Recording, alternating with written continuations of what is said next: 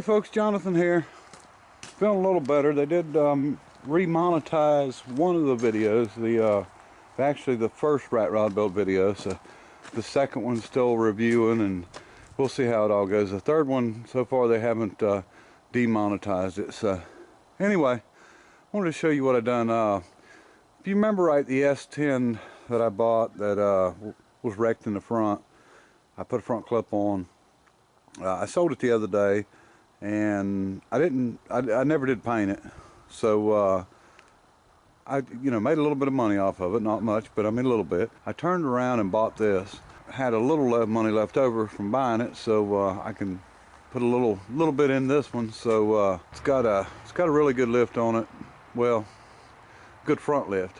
They just blocked the rear, but I think the lift is about 6 inches, and then it's got some maybe 3-inch body lift on it, but it's got some pretty nice tires and rims on it, and that's one of the reasons that I grabbed it up. Let me see if I can get you where the sun's not killing this here, but tires got quite a bit of meat left on them, and they're not real aggressive tires, so maybe it'll not be so loud on the road and ride a little better. But it's got 38-inch by 15.5.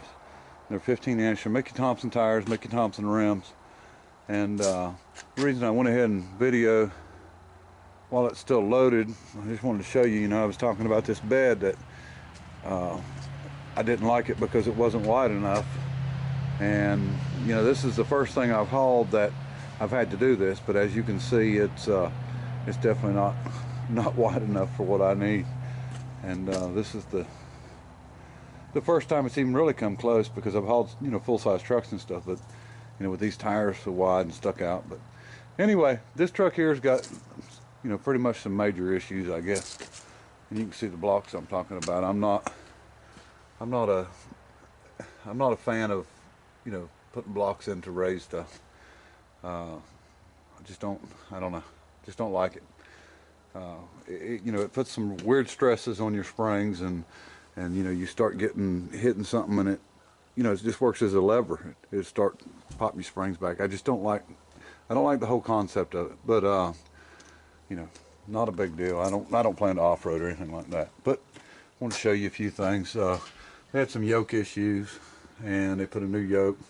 I'm actually going to go to the other side. We might be able to see a little better without the light.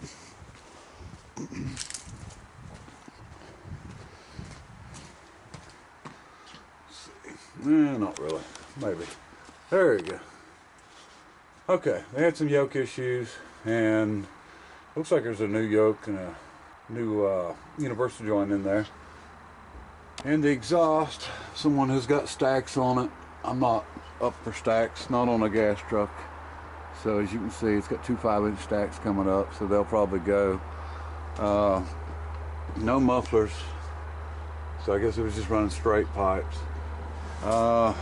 It's got a Rockwell transfer case, which is, they quit using, I can't remember, either in 67 or 69, but it was late 60s when GM quit using that case. And this has actually got the big granny gear 4-speed. I think it's a 465. I can't quite remember what they were, but it's all cast iron, old school stuff. Someone's put in here. And let me see. Front axle on the other side is bad. Let me go back around here.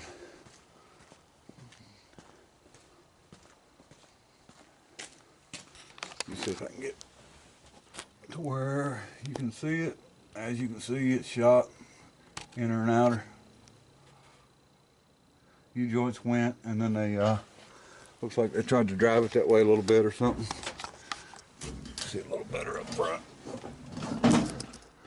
There you go.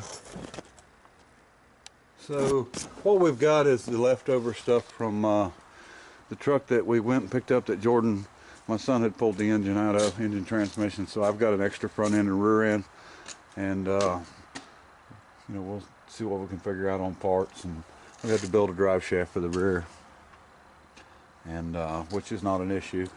So like I said, the body's not perfect by any means, but You know, in comparison to what, you know, a lot of folks are used to up north, it's, you know, pretty solid. But few little spots I've seen some Bondo. But we're gonna get it unloaded. It, you know, the engine runs pretty good in it, and it's got, you know, a mild cam in it. And but we'll get it unloaded, and I'll show you what it looks like up close there. All right, we got it unloaded now, and bumpers about had it, and they put a lot of holes in it for lights. The guy I got this from, when he originally bought it, I actually towed it for him and to his house. And actually, the guy I bought it from lives about 3 houses down, so you know, I didn't have to tow it far at all, but to here. But anyway, this thing had a lot more lights on it, cab lights, and I think it actually had lights down the side, and he's taken most of that stuff off. But over the years, there'd been a lot of work done to this thing that was pretty shoddy work, and that's a lot of the problem with the truck, is it was never put together right. And I'll show you. Hopefully the camera will pick this up. Okay, with this having the old you know, the old cast iron 4-speed and transfer case, it actually has the old cast iron bell housing with the open bottom and the 3-bolt starter. And as you can see from right here, of course the exhaust is just all shoved on it. It's shot. You know, it's got to be completely done. Somebody has made a bracket for the hydraulic clutch, and I don't even know what. That might be a factory GM slave cylinder, but anyway, it's terrible. You know, it's got to be redone and fixed right. I don't know how. I mean, you know, that's something that if you're sitting at a stop sign, you got the clutch in, and you're in gear. You know, you definitely wouldn't want something happening to that, and then you just jump forward and hit a car or something. So that should have never been done that way to start with. Very, very unsafe. And you know, it's just not. Anytime you start seeing a job with washers stacked on it, you know, there's something kind of up with it. But the frame's in good shape on this truck. You know, that's something you want to watch on a 4-wheel drive, especially when it's jacked up. You know, you get a lot of frame twists back and forth from steering and stuff. You start hitting tires on stumps and, you know, beating on them and stuff, you can tear some stuff up on them. And another thing you watch, that front cross member where that fortunate valve's mounted.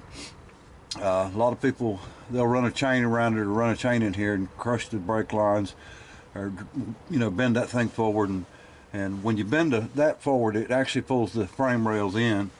And you see that on a lot of 4-wheel drives where people have you know, got out in the woods and mud and got stuck in Actifo. I don't think this thing's been off-roaded that much. I think it was just sort of put together for looks. But you know, the exhaust, like I said, is shot, which is not a problem. You know, just run it down, run it back, throw a couple of old Flowmasters or something on it. You know, the bottom side of the cabin, everything's in really good shape. You know, there's no floorboard rust major that I've seen. There's a little bit on the edge when you open the door. But see if we can get the hood open.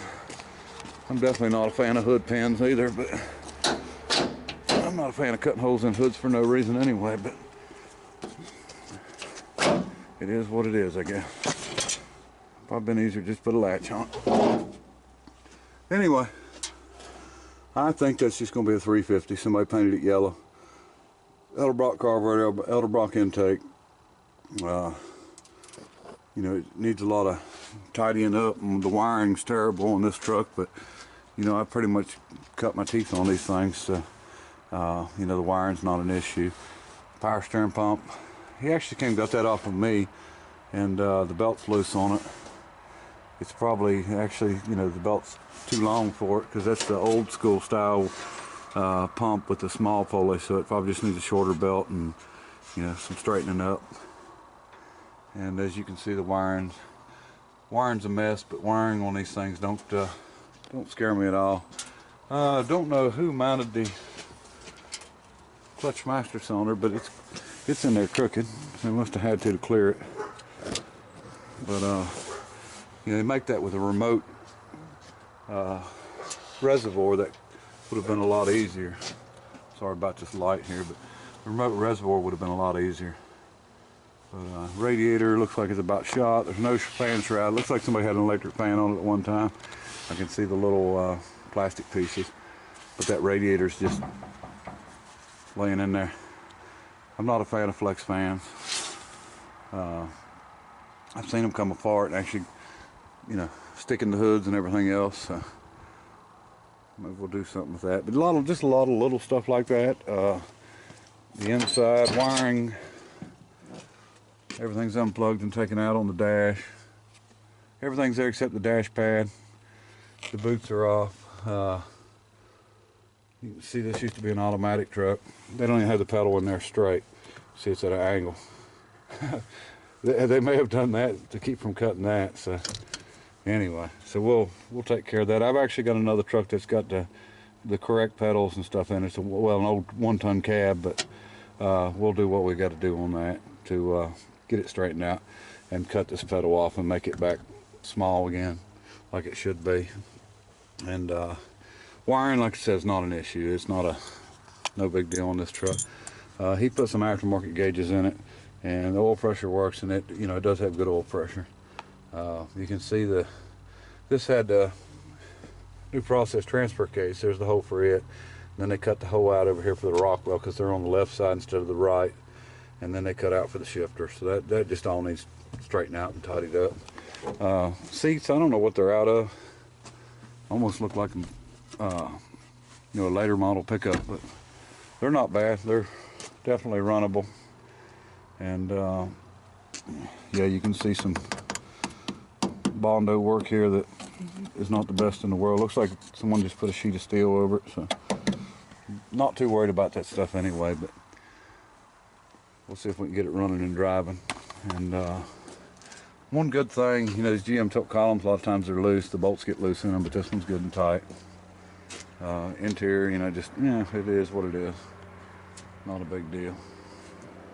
But they've even got a push button start on it because I think the battery's about dead on it, but all that just needs to be straightened out. I don't think it's it's not a major issue, and the wiring on these trucks are actually pretty darn simple, so there's not an issue there. This was, of course, being an 85, it didn't start fuel injection until 87, so this wouldn't have been a throttle body truck anyway. And we'll see what we can do with it. Maybe we'll do another video on it a little later. It's not a big issue of work. It's not going to take that much time to get it together and done. You can see what they do on the stacks. I've seen this before. They build a square tube and then they mount the stacks on it to be rigid, which I'm not much for stacks on a gas truck, but I mean they are put in there good. I've got to admit that whoever done that actually done a good job doing it, but it's just not really my style. Here's our drive shaft. It's been welded on that end one time before too, so we'll have to recheck it and make sure it's right. That could have been a shop weld or something where they just welded something together. Crooked can be. All right, well, I appreciate everybody watching, and you'll see more on this one here and later on, and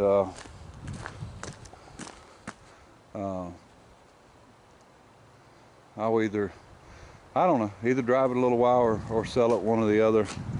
My wife likes it. She's always liked four-wheel drives like this, and so you never know what I might do. But anyway, I appreciate everybody watching, and till next time, bye.